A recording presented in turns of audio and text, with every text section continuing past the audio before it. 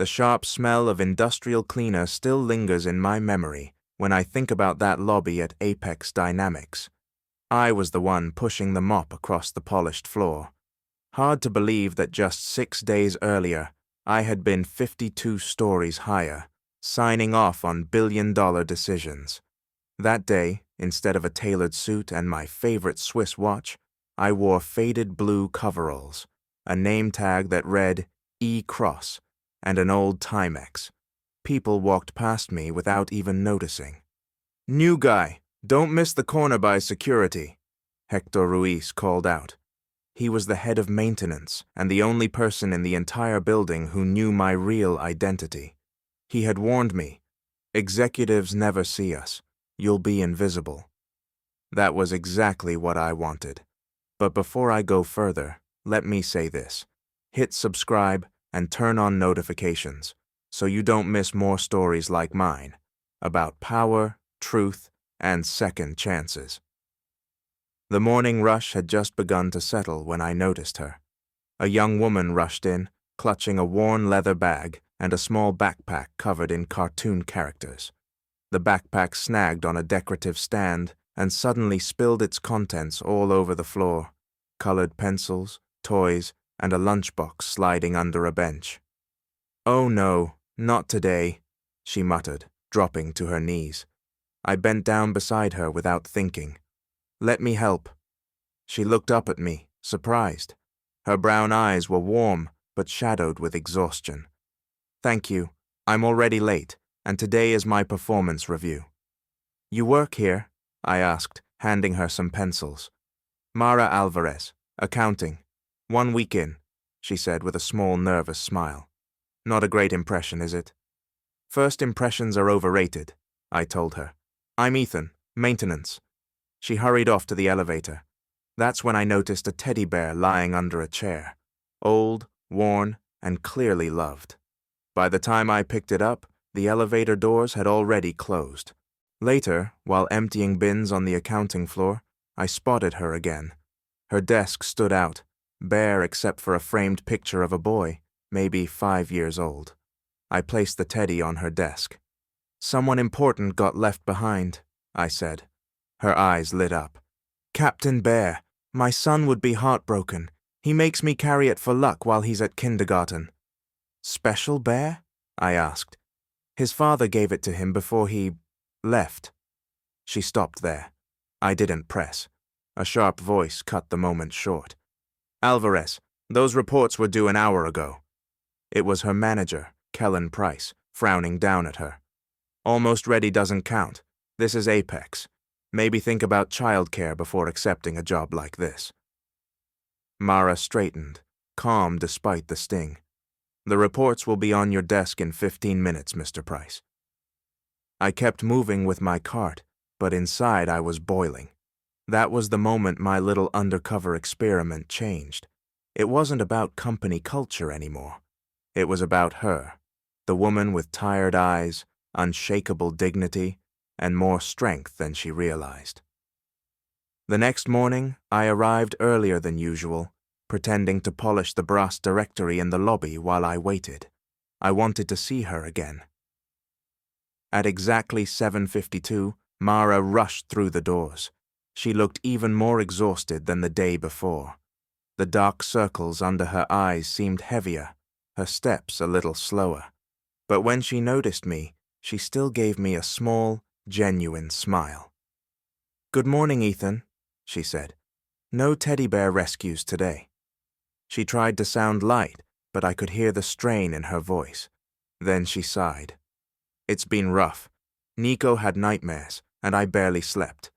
This morning the babysitter canceled, so I begged a neighbor to help with school drop-off. And Price made it clear that my probation can end before it even begins. I wanted to tell her right there that Price had no power over her future, that she was safe, but I couldn't. Not yet. All I could do was offer a smile and let her walk toward the elevators. At lunch, I made sure I was in the accounting break room when she came in. She carried a small paper bag, the kind that looked like it had been reused more than once. She pulled out a simple sandwich wrapped in foil, an apple, and a small container of yogurt. I had nothing but a protein bar from the vending machine. She noticed immediately. "That's not a real lunch," she said, shaking her head. Without hesitation, she broke her sandwich in half and slid a piece across the table to me. "Please, take it. You'll work better on a full stomach." For a second, I just stared at the food. In my world, people gave because they wanted something back. A contract, a favor, a stake in the game. But Mara had nothing to gain from me. She didn't even know who I was. And still, she shared. "Thank you," I said, my voice lower than I expected. I took the sandwich. "That's very kind," she smiled faintly. "It's nothing." But it wasn't nothing. It was everything. As we ate, she began to talk. She told me about her life, how she had studied for her accounting degree at night while working full-time during the day, how she raised Nico alone after her husband walked out when she was 7 months pregnant. She laughed softly when she told me how Nico wanted to be an astronaut, but her smile faded when she admitted how tight money was. Rent, daycare, medical bills. Sometimes she felt like she was drowning. Then she stopped, embarrassed. "I don't know why I'm telling you all this," she said. "We've only just met." "Sometimes it's easier to talk to a stranger," I told her. "No judgment, no history." She studied me for a moment. "Maybe, but you don't talk like most janitors." I laughed quietly. "What do janitors talk like?" Her face turned red. "I didn't mean it that way. I just meant, you sound educated." "Don't worry," I said. "I'm not offended. But maybe that's the problem with places like this. People make assumptions based on uniforms and job titles. They forget there's always more to the story." She nodded slowly. "I know that feeling well. I've been judged more times than I can count." By midweek, our lunches became a habit. I found myself waiting for them, looking forward to the small break in my day where the conversation was real, not scripted like boardroom exchanges. At the same time, I couldn't ignore what I saw in the office. Price constantly belittled Mara in front of her colleagues, and they all pretended not to notice. She endured it with quiet dignity, never lashing back, but I could see how it wore on her. Twice, I almost blew my cover. Twice, I had to clench my fists behind the cart and remind myself of the bigger picture. On Thursday, while I was mopping the executive floor, my own floor, I had a close call. Miles Harrington, my CFO, stepped out of the elevator and glanced at me. "Do I know you?" he asked, tilting his head. "Maintenance," I muttered, keeping my eyes down. He stared a second longer, then shook his head. "Strange, you look familiar." He walked away. My heart pounded. The walls between my two lives were thinner than I thought. Later that afternoon, in the restroom near accounting, I overheard voices that made my blood boil. "Alvarez is behind again," Price was saying. "I told HR we should have hired someone without complications." "You mean without a kid?" Another manager chuckled. "Exactly. Single mothers are always a problem, always an emergency, always some excuse. Give her 1 more week, then cut her before probation ends. That way we won't have to pay severance." I gripped the cart so tightly my hands hurt. I had built Apex on the promise of fairness, of rewarding hard work regardless of background. To hear my own managers dismiss a woman's worth because she was a mother, it was sickening. And for the first time, my undercover project stopped being an experiment. It became personal. The next day at lunch, Mara's eyes were red from crying. She tried to hide it, but I noticed immediately. "Nico's sick," she admitted. "The nurse called. He has a fever, but I can't leave work. I have a meeting with Price at 3 to review my first week. The babysitter has classes all afternoon. I've tried calling everyone. No one can help." I saw my chance. "I get off at 2 today," I told her. "I can pick him up. Stay with him until you're done." She blinked at me in shock. "You do that? You barely know me." I'm good with kids, I said, and it was true. My sister's children adored me. Call the school, tell them I'm authorized. Show me a photo so they know I'm picking up the right kid. I'll text you updates every 15 minutes. She hesitated. I could see the battle in her eyes, between fear and necessity. Then she nodded. Okay, thank you, Ethan. You have no idea what this means to me. At 2:15, I walked into Riverside Elementary and signed in. The nurse led me to a small cot where Nico lay curled up, Captain Bear in his arms. Hey, buddy, I said softly. I'm Ethan, your mom's friend. She asked me to take you home. He looked at me with the same cautious eyes as his mother. Where's my mom? She has a meeting. She'll be home soon. Until then, I'm here with you. Your mom says you like dinosaurs. He nodded slowly. Well, I smiled. We're going to stop for a dinosaur book on the way home. That promise turned into 3 books, plus a stuffed triceratops he couldn't put down. By evening, Nico was asleep on Mara's couch, Captain Bear in one arm, the triceratops in the other. While he slept, I looked around the apartment. It was small but spotless, filled with love. Educational posters on the walls, books neatly stacked, a corkboard pinned with Nico's drawings. On the table, bills were arranged in careful stacks, many stamped "Final Notice." It was a home built on sacrifice, not luxury. Compared to my penthouse, this place felt alive. When Mara rushed in at 5:45, out of breath and worried, she froze when she saw her son sleeping peacefully. How is he? She whispered. Fever's down, I said. He had soup, plenty of water, and now he knows more about dinosaurs than most paleontologists. Her shoulders sagged with relief. I can't thank you enough. Please, let me pay you for your time. Absolutely not, I told her firmly. Friends help friends. She hesitated. Are we friends? I smiled. I'd like to think so. She looked down, then back at me. Then stay for dinner. It's just spaghetti, but it's the least I can do. I should have declined. My week as a janitor was supposed to end soon, but the thought of going back to my cold, silent penthouse felt unbearable. So I nodded. I'd love to. That night, over spaghetti and Nico's chatter about dinosaurs, I felt something I hadn't felt in years. Belonging, not as a CEO commanding respect, but simply as Ethan. Just a man at a table, eating dinner with a woman and her son, and it scared me how much I wanted more of it. Friday morning started with my phone buzzing non-stop. The Jensen merger was falling apart, and the board wanted answers. Miles Harrington, my CFO, called 3 times before I even left my apartment. Ethan, he said on the 3rd call, this is serious. The board is restless, lawyers are circling. We need you back in the executive suite immediately. I'll handle it remotely, I replied. I was already pulling on the coveralls, fastening the faded name badge.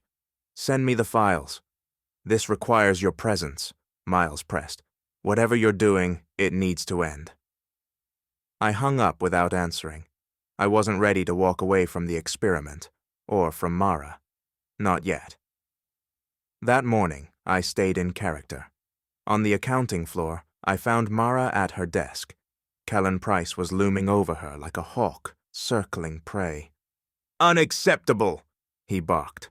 If you can't manage basic reconciliations, maybe you should rethink your career choice. Mara's face was pale, her shoulders stiff. I'll fix it right away, Mr. Price. I clenched my jaw, forcing myself to stay quiet. My cart rattled as I pushed it closer. You okay? I asked softly. Another day in paradise, she whispered, forcing a smile that didn't reach her eyes. I made one mistake, and now I'm apparently unworthy of basic respect. I can't make lunch today, I told her. Something came up. That's okay. I should probably work through lunch anyway. Maybe I can dig myself out of this hole. Before I left, I slipped a folded note onto her desk. Read this later, I said. Inside, I had written my personal number, the real one, and an invitation, dinner tomorrow night. No pressure, just friends. A place that serves dinosaur nuggets for special 5-year-old guests. By 11:45, I stepped into the executive restroom on the top floor. I unlocked the cabinet where I had hidden a suit, polished shoes, and my watch. Within minutes, Ethan the janitor disappeared. Ethan Cross, CEO, stared back at me in the mirror. But the strangest thing was how wrong it felt. After a week in coveralls, the suit seemed like the disguise. When I walked into the conference room, Miles let out a sigh of relief. Finally, the prodigal CEO returns. I was never gone, I said smoothly, taking my seat at the head of the table. I've been working on a different floor. Now, bring me up to speed on Jensen. For 3 hours, I was back in my element, arguing over clauses, negotiating terms, making decisions worth millions. But my thoughts kept drifting. Was Mara reading my note? Would she agree to dinner? Did she even want to see me again after the way Price had humiliated her? At 4:30, the door opened. My assistant's face was pale. "I'm sorry to interrupt, sir, but there's a situation in accounting. HR called. It's escalating." My pulse quickened. Which employee? A new hire named Alvarez. I was on my feet before she finished. Miles caught up with me at the elevator. "Since when do you personally handle HR disputes?" "Since right now," I snapped. As the elevator doors slid open on the accounting floor, I could already hear Price's voice echoing across the almost empty office. Most employees had gone home for the weekend, but Mara was still at her desk. "I've given you every chance," Price shouted. "And you failed at every turn. Pack up. You're done." I rounded the corner, my voice firm and cold. "What's going on here?" The room froze. Price's tone flipped instantly. "Mr. Cross, sir, I was just handling a personnel matter. Nothing for you to worry about." Mara's eyes locked on me. Recognition spread across her face. She looked at the suit, the watch, the authority in my stance. Her lips parted, and she whispered one word. "Ethan." "Yes," I said. The weight of the double life pressed hard against my chest. "We know each other." Price blinked, confused. "You know this, employee?" "I've had several conversations with Ms. Alvarez this week," I said clearly, so everyone in the room could hear. "I've been observing the company culture, undercover." The color drained from Price's face. "Undercover? You mean you were the janitor?" "Yes," I confirmed. "And I've seen enough. HR, I want a full review of Mr. Price's management history, including every complaint filed in the last 3 years. And for the record, Ms. Alvarez is not terminated." "Yes, Mr. Cross," the HR representative stammered. Price tried to protest, but I cut him off. "We'll discuss your future here on Monday. For now, you're dismissed." The office was silent. Eyes followed me and Mara as I gestured toward a small glass-walled conference room. She followed me in, her purse in hand, her back straight, her chin high. When the door closed, she just stared at me. For a long moment, neither of us spoke. Then she said quietly, "So, everything was a lie." "Not everything," I said quickly. "My name is Ethan. Yes, I'm the CEO, not a janitor. But nothing else was fake. Not our conversations, not my respect for you, not helping with Nico." "Why?" she asked. Her voice was sharp, but I heard the hurt beneath it. "Why the deception? Was I just some kind of experiment? A struggling single mom for the billionaire to feel better about helping?" "It wasn't about you at first," I admitted. "I wanted to understand what was happening at Apex from the ground up. The survey said we were out of touch, and I needed to see for myself. But then I met you, and you changed the meaning of this for me." Her arms folded tightly across her chest. "And yesterday? With Nico? Was that part of your research too?" "No," I said firmly. That was me helping a friend. Nothing more, nothing less. A friend who didn't even tell me his real name, she shot back. Do you have any idea how it feels? I shared my life with you, my fears, my struggles. I let you into my home, and all that time, you were hiding behind a lie. I swallowed hard. There was no defense against that. She was right. What had started as an experiment had turned personal, and in doing so, I had betrayed her trust. I'm sorry, I said. I never meant to hurt you. When we met, you were just another employee in my experiment. But then I got to know you, and you became important to me. Not as data, not as part of a project, as a person. Her expression softened for just a second before the wall came back up. So what now? You go back upstairs, I go back to struggling, and we pretend none of this happened? That depends on you, I said. Your job is safe. Price will face consequences. But beyond that, the dinner invitation still stands. This time, as myself. Her eyes flickered, full of conflict. I don't know, Ethan. You're my boss. My boss's boss's boss. There are power dynamics here I can't ignore. People will talk. You're right, I said. It's complicated, but I meant what I said before. I'd like the chance to know you and Nico as me, not as a character. My phone buzzed. The Jensen lawyers were waiting. I hated the timing. You have to go, she said, reading the look on my face. Yes, I admitted, but this isn't over. Please, think about what I've said. As I reached the door, her voice stopped me. One last thing. Why did you step in for me tonight? Was it because it was me, or would you have done it for anyone? I turned and met her eyes. I want to say I would have done it for anyone, but the truth is, knowing you made it impossible to stay silent. You showed me what real dignity looks like, and I couldn't let that be crushed. She didn't answer, and I left the room knowing that nothing in my life would ever be the same. That weekend, I couldn't focus on anything. Not the emails flooding my phone, not the Jensen merger updates, not even the view from my penthouse. Normally, that view grounded me. The city stretched beneath me like a chessboard. But now it just felt empty. I drafted and deleted at least a dozen messages to Mara. Every time, I stopped myself. What could I possibly say? Sorry I lied about my entire identity? Sorry I pretended to be someone else while you trusted me with your son? There weren't enough words for that. On Monday morning, Miles gave me updates about Jensen, but my mind was elsewhere. Then my assistant added one more piece of news. Ms. Alvarez requested a transfer this morning. She's moving to financial analysis. It felt like a punch to the chest. Of course she was creating distance. She had every right. But still, it stung. At noon, I spotted her sitting alone in the courtyard below, eating quickly, her shoulders tense. On impulse, I texted her 2 words. Look up. She did. Our eyes met through the glass. For a long second, neither of us looked away. Then she raised her hand in a small wave. I mirrored the gesture, my heart pounding harder than it should have. Seconds later, my phone buzzed with her reply. We need to talk. No more pretending. We agreed to meet at Willow Grove Park after Nico's soccer practice.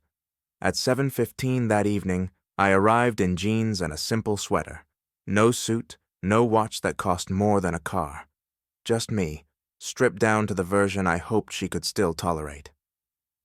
Mara was already there, sitting on the bleachers, watching Nico run around the field with other kids.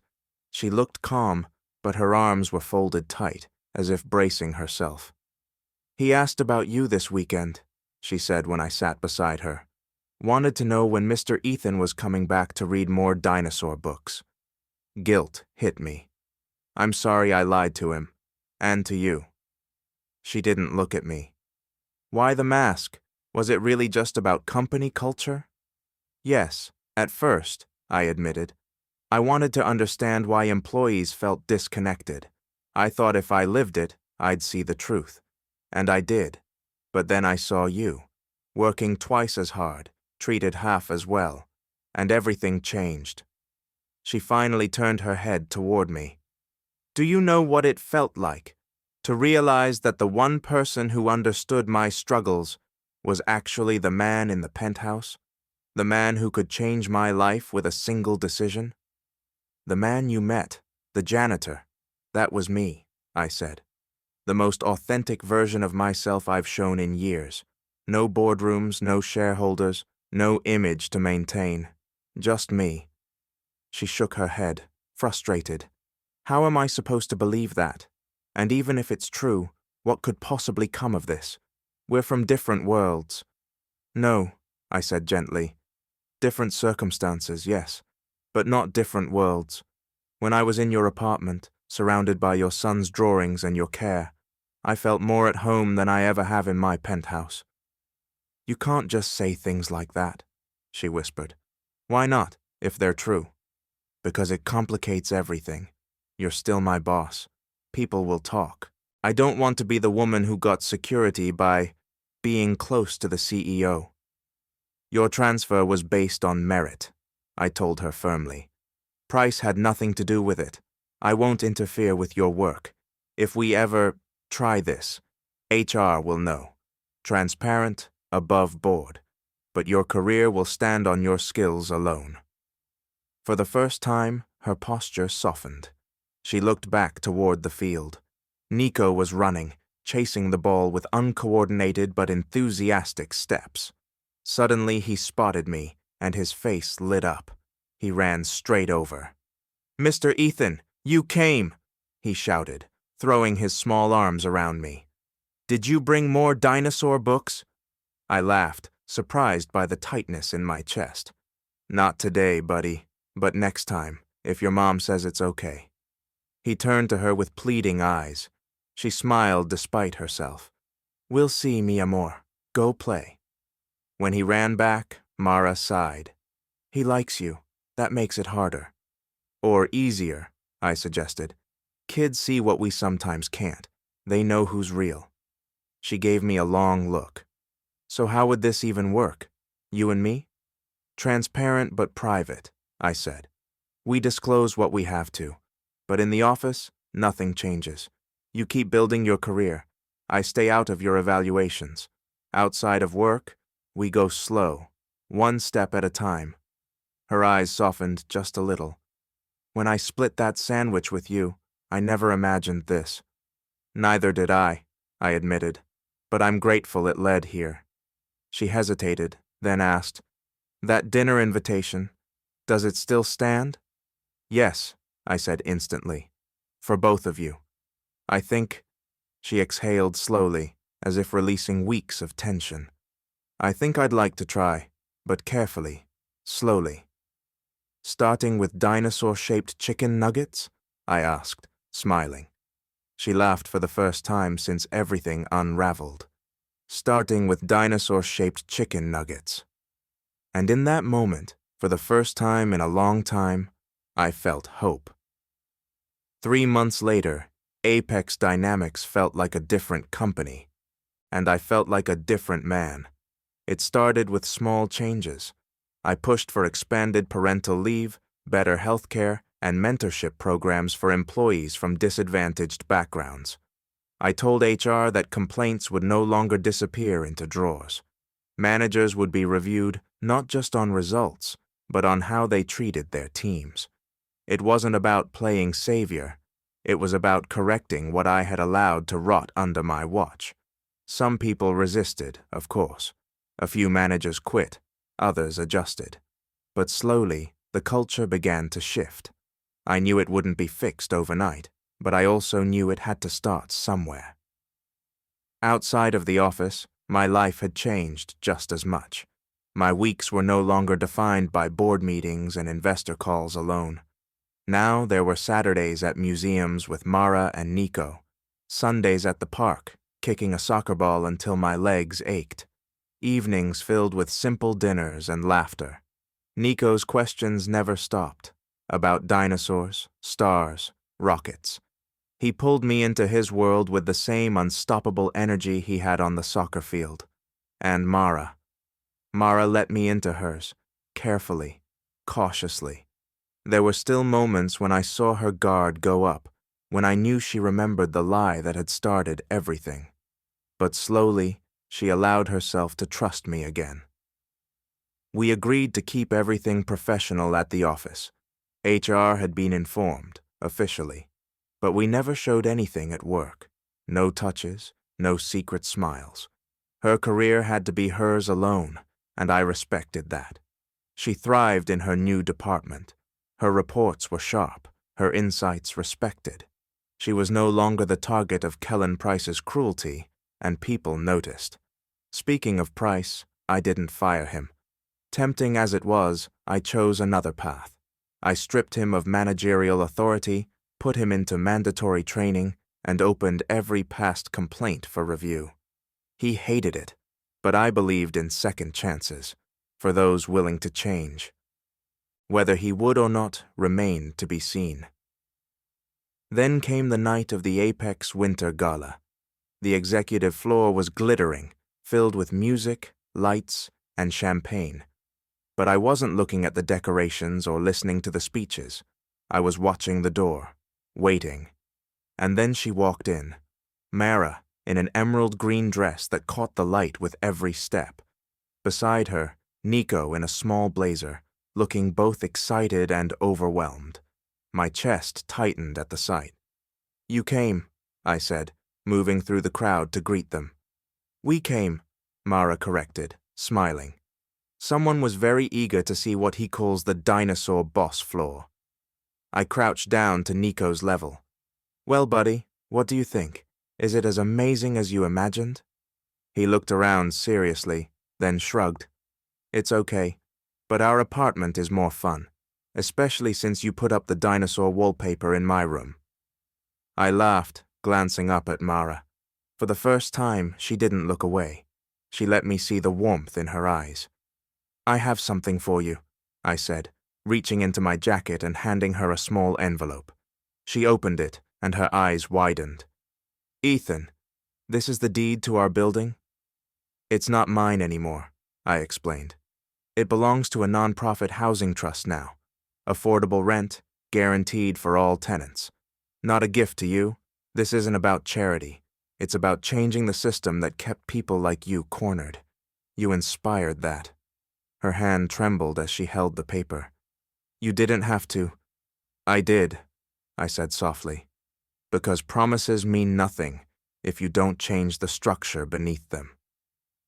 Before she could answer, Nico darted off toward the dessert table, his eyes fixed on a mountain of cupcakes.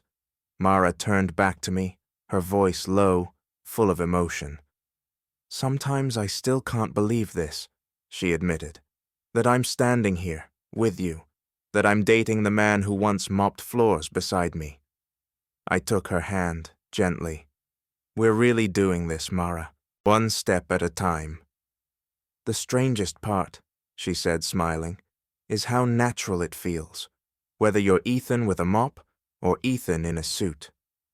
"Because underneath both of those," I said, looking straight at her, "I'm just me, the man who fell in love with the woman who shared half her sandwich with a stranger." Her eyes widened at the word love. For a moment, I worried I had gone too far. But then she stepped closer, her voice a whisper. "Not too soon." And in that moment, with music swelling around us and her hand warm in mine, I realized I had never been more certain of anything in my life. By the time spring came, Apex Dynamics was no longer the same company, and neither was I. The merger that once threatened to collapse turned into one of the smoothest integrations in our history. Investors were pleased, but for once, that wasn't what mattered most to me. What mattered was walking through the office and seeing real change. Parents leaving work on time because they had proper childcare support. Employees finally confident that HR would protect them, not their abusers. Managers who understood that leadership was measured not just by numbers, but by dignity. Every policy we rewrote, every safeguard we introduced, it all traced back to 1 week in coveralls. to one woman kneeling on a lobby floor, gathering her son's spilled pencils while I held out a hand. Mara never let me forget how it started. She didn't romanticize it. She reminded me often that trust had to be earned, over and over, and I respected that. We went slow, the way she wanted. Some evenings I'd arrive at her apartment to find Nico already waiting at the door with a stack of dinosaur books. "Your turn to read, Ethan," he'd say, pulling me inside before I even had time to take off my coat. Other nights, Mara and I would sit at her small kitchen table, papers spread out, her financial analysis work, my corporate reports, and we'd share quiet companionship, the kind that doesn't need grand gestures. It wasn't the world I used to live in, full of power dinners and strategic alliances. It was better. It was real. 3 months after the winter gala, I found myself standing in that same lobby where it all began. Only this time, I wasn't holding a mop. I was waiting. Mara arrived with Nico, and the three of us rode the elevator together to the top floor. He pressed every button he could reach, grinning the entire way. She rolled her eyes but smiled. In the boardroom, I introduced a new policy, the Alvarez Standard, named after her, though most of the executives didn't know it. It was simple. No manager would be judged on results alone. Employee well-being, retention, and fairness would weigh just as heavily as profits. A few board members grumbled, but I stood firm. After the meeting, Mara looked at me, amused. "You named a standard after me." "After what you taught me," I corrected. "That generosity means the most when you have little to give. That strength isn't loud, but steady. That dignity matters as much as profit. You changed me, Mara, and through me, you changed this company." She shook her head, her eyes warm but teasing. "All I did was share a sandwich." "All you did," I said softly, "was show me what I'd been missing." Nico ran up then, tugging at my hand. "Come on, Ethan. There's a whole floor of offices. Let's explore." I laughed and let him drag me forward, Mara walking beside us. For the first time in years, I wasn't thinking about deals or numbers. I was thinking about family, about the strange, winding path that had led me here, from mop bucket to boardroom, from deception to truth, from loneliness to love. And as we walked together into that bright future, I realized something simple. I hadn't just rebuilt a company. I had rebuilt myself.